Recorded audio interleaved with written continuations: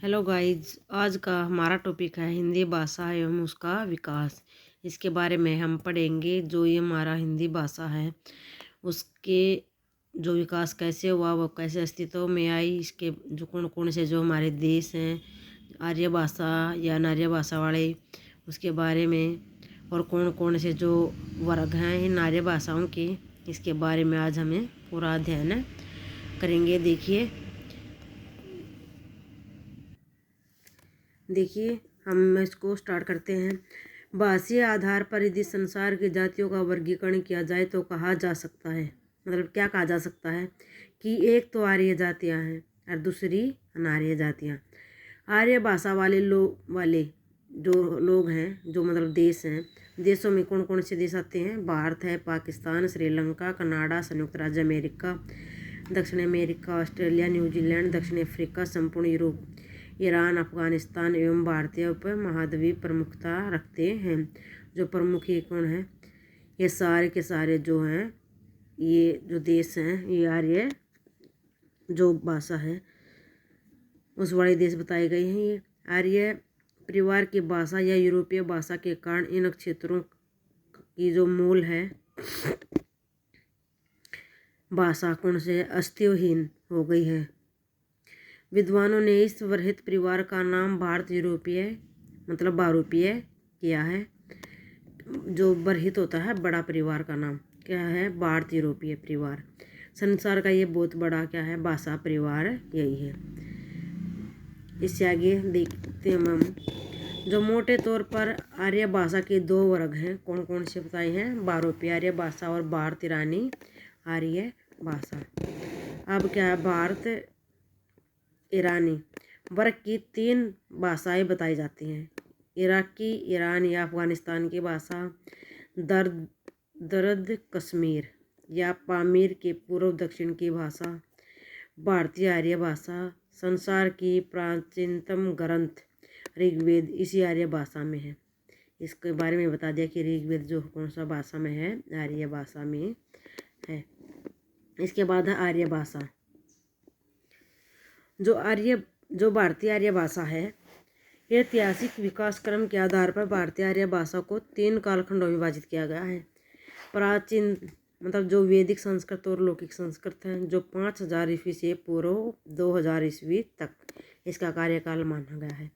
मध्यकालीन में आती है पाली, प्राकृत, अपभ्रंश और अवहट्ठ, जो 500 ईस्वी से 1000 ईस्वी तक।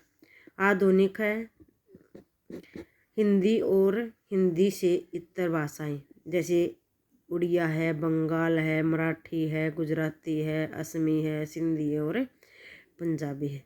जो हिंदी तो है ही है इसमें, और इसके अंतर्गत और ये भी सारी भाषाएं हैं। अब क्या है? जो मध्यकालीन जो आर्य भाषा को 3 कालखंडों में क्या है, इसको भी विभाजित किया है। कौन कौन से हैं? पाली, प्राकृत, अपभ्रंश और अवहट्ठ। मध्यकाल के बताए थे ना, पाली है, प्राकृत है, अपभ्रंश है, अवहट्ठ है, जिसका कार्यकाल था 500 से 1000 ईस्वी। अब मध्यकाल को भी क्या है? 3 कालखंडों में विभाजित कर दिया है। पाली का अलग से, प्राकृत को अलग से और अपभ्रंश एवं अवहट्ठ को अलग से। पाली को 500 ईस्वी से 1 ईस्वी तक, इसको 1 से 500, और अपभ्रंश और अवहट्ठ को 500 ईस्वी से 1000 ईस्वी तक। अपभ्रंश के बारे में बताया है। देखो अपभ्रंश जो है, इसमें क्या है? अपभ्रंश मध्यकालीन आर्य भाषा की तीसरी अवस्था का नाम है। कौन सी अवस्था है? तीसरी। वैयादी और महाभाष्य के रचयिता, वैयादी और जो महाभाष्य के रचयिता कौन थे? इसमें पतंजलि ने संस्कृत के मानक शब्दों में से इतर संस्कृत युक्त भ्रष्ट और अशुद्ध शब्दों को अपभ्रंश नाम दिया है। मतलब जिसमें मतलब क्या है? अपभ्रष्ट जो मतलब समाप्त हो गए होना, किसी उसका विनाश होना। अशुद्ध जिसका मतलब कोई ठीक अर्थ नहीं निकले, अशुद्ध। और संस्कृत युक्त, इसके से आगे है बाण भट्ट और आचार्य हेमचंद्र ने अपभ्रंश को ग्राम भाषा कहा है। मतलब क्या कैसी भाषा कहा है? जो गांव में बोले जाती है, जिसका मतलब सही अर्थ नहीं होता। कुछ विद्वानों ने अपभ्रंश भाषा को देसी भाषा भी कहा है, मतलब देसी जो गामड़ू भाषा उसको भाषा भी कहा है। दंडी ने इस भाषा को आभिरादी की भाषा कहा है, मतलब आभिरादी। अभी इसका क्या है, आधा अधूरा जो शब्द है आभिर। आगे से देखिए, आभिर, जाट, गुज्जर आदि अनेक जातियों ने पश्चिम भारत को हस्तगत किया है। इसकी भाषा भारतीय संस्कृत में संस्कृत नहीं थी, संस्कृति में संस्कृत नहीं थी, इसीलिए इसकी भाषा को अपभ्रंश समझा जाता है। जैसे जैसे इसकी राज्य सीमा का विस्तार हुआ वैसे वैसे अपभ्रंश का क्या हो गया, अपभ्रंश का भी विस्तार होता गया। राज सत्ताधिकारियों के प्रयोग के कारण अपभ्रंश राजभाषा बनी, मतलब जो सत्ता पापना जो अधिकारी थे अधिकार जमा कर दे उसके जो अपनी इस भाषा का प्रयोग कराया और कौन सी बन गई, अपभ्रंश जो राजभाषा बन गई।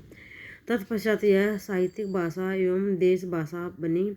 7वीं सदी से लेकर 11वीं सदी के अंत तक इस भाषा में सर्जन धर्मियों ने सर्जना की।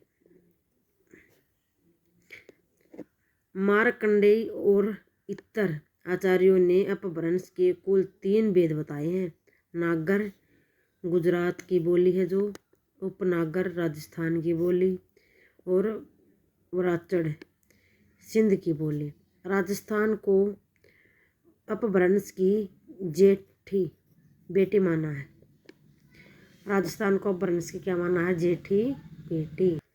अब क्या है, जो कालिदास है, कालिदास के ग्रंथों में कुछ पात्रों के कथन सिद्ध हुए हैं, सन्यासी हुए हैं के चर्यापद शिलालेखों आदि में अपभ्रंश का वर्णन है। अपभ्रंश की जो कुछ उनकी विशेषताएं भी है वही देखिए।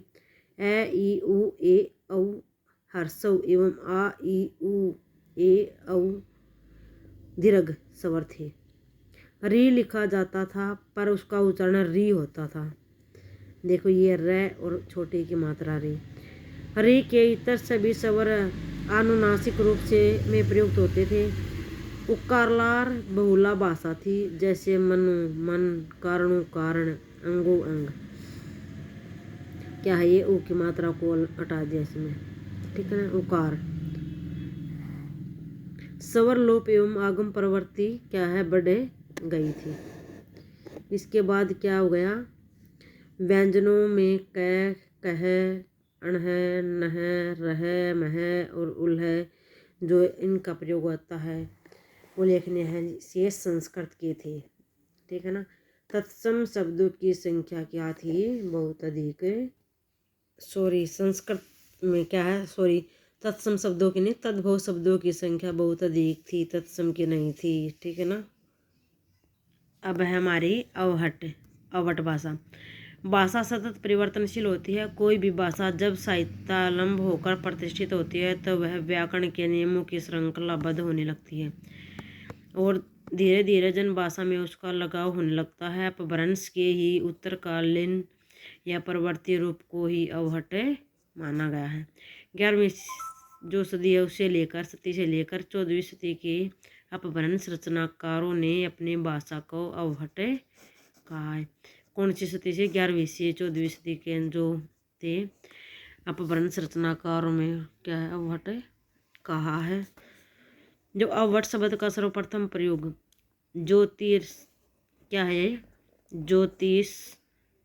ज्योतिरीश्वर ठाकुर ने अपने वर्ण रत्नाकर में किया है। किसमें क्या है, वर्ण रत्नाकर में। प्राकृत पेंगलम के टीकाकार कौन थे, वंशीधर ने अवहट माना है। संदेश राशक मैथिली कोकिल कीर्तिलता की भाषा को अदद हेमान और विद्यापति ने भी क्या थे उसकी भाषा, मैथिली कोकिल की और संदेश राशक क्या है जो कीर्तिलता की भाषा थी, जो उन्होंने जो कविता लिखी थी उसकी जो भाषा थी उसने क्या माना है, उन्होंने इसको माना है अवहट। अवहट को अपभ्रंश एवं पुरानी हिंदी के बीच की कड़ी माना है। पुरातन प्रबंध संग्रह को कथित अनुश्रुतियों नाथ एवं सिद्ध साहित्य नेमिनाथ चौपाई बाहुबली रास थोली मदद भाग आदि के अलावा संत ज्ञानेश्वर की ज्ञानेश्वरी और रोड़ाकृत रावलबेल की भाषा को अवहट माना गया है। ज्ञानेश्वरी और रोड़ाकृत रावलबेल की भाषा को भी क्या माना है? अवहट। अब क्या है? अपभ्रंश एवं पुरानी जो हिंदी का संबंध देखो अब